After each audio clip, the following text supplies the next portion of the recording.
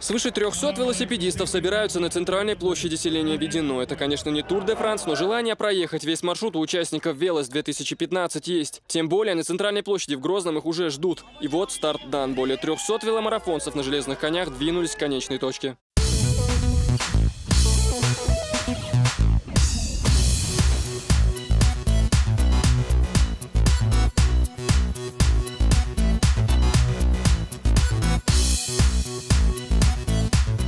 Веломарафон, посвященный Дню молодежи Чеченской Республики и Дню города Грозного, стал одним из самых сложных и длительных в регионе. Чуть более 70 километров общего пути от старта до финиша и более 10 населенных пунктов проезжают спортсмены. Ну а сейчас они дружной колонной движутся в сторону финиша.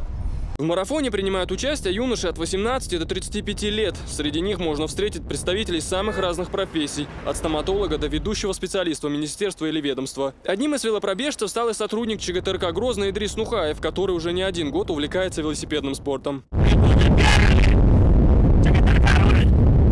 Горная местность, конечно, богата пейзажами, но все же не самое удобное место. Спуски, подъемы и крутые повороты давали о себе знать. Многочисленные столкновения порой даже приводили к авариям.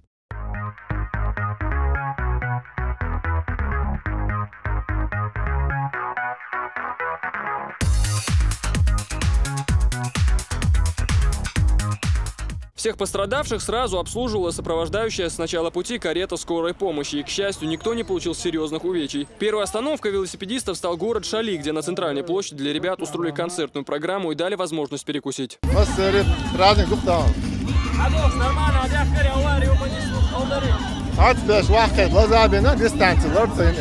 Большая половина пути проделана. Волна велосипедистов почти за час достигла города Аргун. Небольшой перерыв, и они снова в пути. Заезжают в Грозный и направляются к центральной площади, где вовсю идет концертная программа. Доехали нормально, хорошо. Организация была хорошая. Комитет по делам, Министерство по делам молодежи проводит ежегодно. Вроде бы настроение боевое, некоторые прошли как бы боевое крещение, первый раз проделав такую дорогу. Ну, все нормально. Для всех участников организаторы устроили лотерею с розыгрышами различных подарков. Целью велопробега стала пропаганда здорового образа жизни среди молодежи и духовно-нравственное воспитание подрастающего поколения. Асан Альбукаев, Адам Чекуев, Зельмхан Сакаев. Новости.